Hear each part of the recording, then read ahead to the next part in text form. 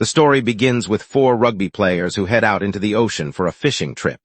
But when it's finally time to return, they discover that their anchor is badly stuck on the seafloor nearly 50 meters below.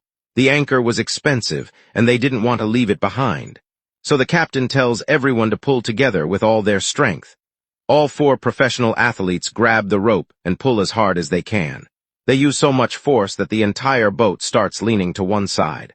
But the cursed anchor still doesn't move an inch.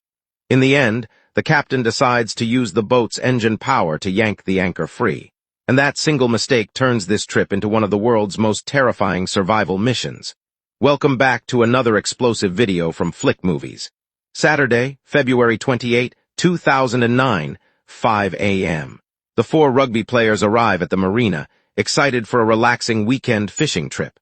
Their names were Nick Schuyler, Will Bleakley, Corey Smith, and Marquis Cooper. Their friendship began through football, and over time they became like brothers. None of them had any idea that this normal-looking weekend would completely change their lives forever. It was Will's first time going deep into the ocean, so he was extremely excited. He asked if the sea was going to get rough. Marquis replied that the waves might get a little wild because he wanted to reach the fishing spot before a storm arrived. Then he pulled out a waterproof bag and told everyone to place their phones inside. He explained that sea salt could damage them, and once they got far enough from shore, there wouldn't be any signal anyway. Will agreed, but still asked one more question. At least the boat has a radio, right? Everything seemed normal on the surface.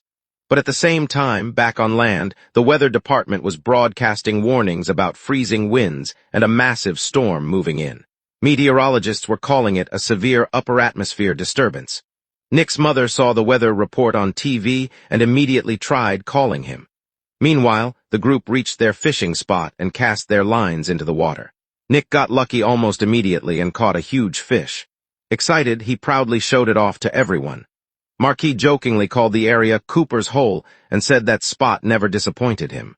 But suddenly Nick's face turned pale.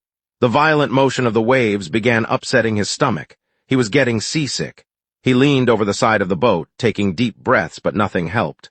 Will suggested that he lie down for a while, because he looked seriously sick.